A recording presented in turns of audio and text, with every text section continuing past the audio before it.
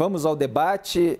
Eu começo dessa vez por você, Gisele. Esse debate, ele parece sem fim, que é sobre os acampamentos e toda a resistência que houve para desmobilizar, mesmo com muita gente apontando que aquilo ali poderia gerar o caos que acabou gerando. E teve episódios anteriores que já são muitas vezes chamados no debate público de ensaio técnico, né? Dia 12, os atos de vandalismo, a queima de 8 veículos, a tentativa no dia 24 de dezembro de explosão de um caminhão-tanque, depois essa invasão com depredação. Como é que você vê aí essas versões? Tem autoridades que estão, obviamente, se defendendo, você conhece esse meio muito bem, mas qual é o quadro geral? Em direito a gente trata de responsabilidade, né, Felipe? Então, existe responsabilidade? Sem dúvida nenhuma. É uma responsabilidade identificável? São individualizadas essas condutas, individualizáveis, identificáveis e as penas aplicáveis já estão previstas? Sem dúvida nenhuma. É só uma questão de tempo para fazer essa apuração.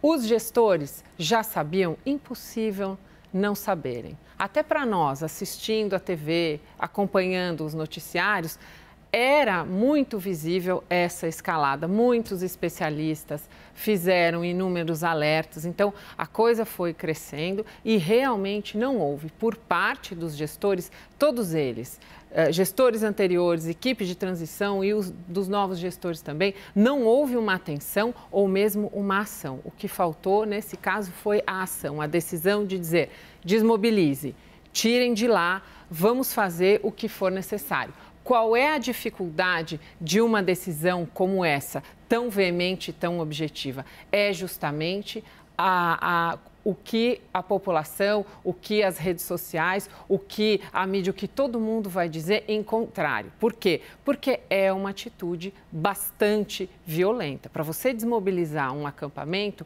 é impossível o não uso da força. Muitas vezes, chegar e negociar em desapropriações, isso é muito difícil, porque você chega, negocia, pede, algumas pessoas saem, outras não. E aí, é preciso tomar a decisão. Vamos com as máquinas para cima das pessoas? É uma decisão terrível, é uma situação terrível. E não houve, por parte de ninguém, a decisão objetiva e definitiva. Vamos desmobilizar porque isso vai gerar maiores consequências. Já temos essa informação. E agora o que vai precisar ser feito é apurar quem foram essas pessoas que não tomaram essa decisão quando deveriam, porque estavam investidas dessa competência. Vão ser responsabilizados, devem ser responsabilizados e devem ser punidos, Felipe, porque, como disse o Casagrande, é preciso evitar a decisão.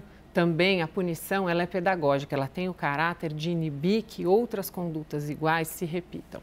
Agora, Raquel, a gente vê um monte de declarações apontando que o Exército não queria desmobilizar. Alguém do Exército vai ser responsabilizado por não ter feito essa desmobilização? Não sei te dizer.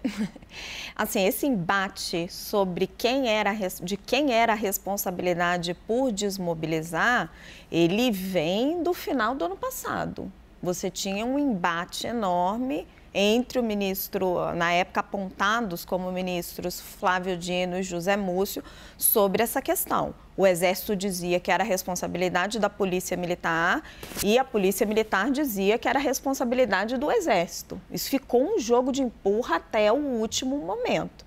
E a gente continua assistindo isso agora até na defesa dos investigados. Porque o que você percebe nesse depoimento que está muito em linha com a defesa do governador Ibanez Rocha, por exemplo. A PM está argumentando que ela fez de tudo, que o Exército não estava deixando, aparecem as imagens de um coronel. Mas assim, será que a PM realmente fez de tudo? É impressionante as imagens. Nós estávamos aqui naquele dia dos manifestantes sendo escoltados pela PM para entrar dentro da Praça dos Três Poderes. Então, acho que tem responsabilização aí em todos os níveis. É muito difícil você dizer, não, foi um Exército que não quis desmobilizar os acampamentos, mas a PM estava cumprindo o seu papel. Calma. Assim, tem muitas nuances. Sim, ali, no dia 8, existiu uma discussão muito ríspida entre o Ricardo Capelli, que tinha sido nomeado interventor, pelo presidente Lula e o comandante do Exército naquele momento, o general Arruda, em que o Ricardo Capelli dizia: vamos entrar no acampamento, vamos levar essas pessoas presas agora. E o Arruda falava: não, vai ter derramamento de sangue, amanhã cedo a gente coloca eles no ônibus e prende. Isso desagradou muito o Lula. Ele queria que entrasse e prendesse.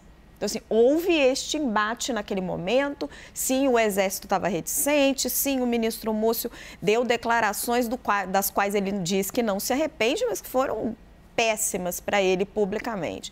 Agora, na minha visão, acompanhando esse embate, eu acho que tem responsabilidade de omissão aí, no mínimo, tanto da parte da Polícia Militar quanto da parte do Exército. Agora, a gente está numa fase, Casão, de terceirização da responsabilidade, né? Cada um joga para o outro.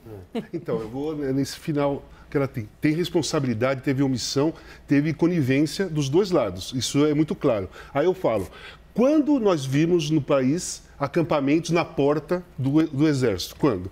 Não eram pessoas em situação de rua. Eram pessoas que tinham casas, que saíram das casas dela, foram acampar na porta do quartel aqui em São Paulo, em Brasília, em todos os lugares, pedindo intervenção militar. O Exército não agiu? Ninguém agiu? Cara, isso aí é inaceitável. Não poderia ter ficado lá. Se eu saio da minha casa, eu vou lá na porta do Exército, faço uma cabaninha, o cara vai lá, o que você está fazendo aí? É golpe? Você quer fazer um atentado? A desconfiança é essa, e sempre foi essa desconfiança. Eu me lembro, eu não servi o Exército, mas amigos meus nos anos 70 serviam o Exército e ficava ali na guarita, na frente do quartel, assim, e eles me falavam, a ordem era o seguinte, você pergunta, se um cara vem vindo na direção do quartel, você pergunta 3 vezes, depois eles tinham ordem para agir.